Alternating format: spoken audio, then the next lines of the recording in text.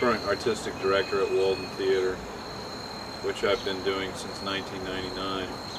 Actually, I was an original Walden Company member back in 1976, and my theatrical background goes back to 1969 with the Anchorage Children's Theater. So I've pretty much progressed throughout this whole history, and Anchorage basically moved over to Walden in '76, the old KMI campus, and in the cabin with our outdoor stage. In those years from '76 to '80,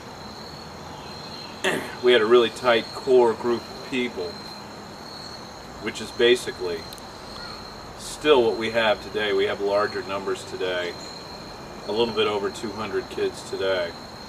There's maybe 80 or 90 when we first started back then. But it was a very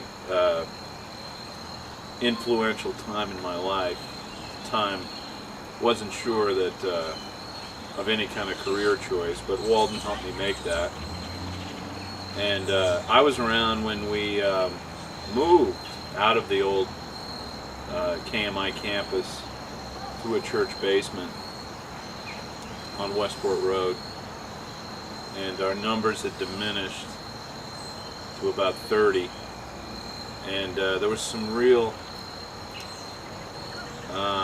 question whether or not it would even survive. But somehow it did, and it's flourished to where it is today. But those years from '76 to '80 really shaped me into what I do today, which is actually be the artistic head at Walden, which I didn't envision at the time. Obviously, a 7th grader wouldn't envision that. But those years were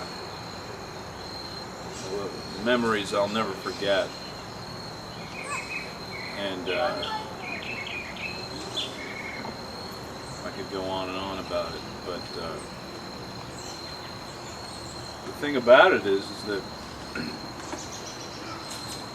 people that I was with back then, we still have this lifelong bond, and I'm beginning to see that in students today that go through it together, and continue to have that friendship, even though they're in different cities and maybe have different occupations. But there was something unique about that time, which I think is part of the reason it has survived today. And I think the name Walden is sort of indicative to the feeling that you get when you're at Walden. It's a little bit broader than just theatrical training because of the camaraderie and the spirit and the friendships that develop in the situations that you're in. In any situation where you have a group of people struggling and striving to achieve a goal, which happens in every facet of life, you're going to form strong bonds. And that certainly happened back then, and it paved the way for the future.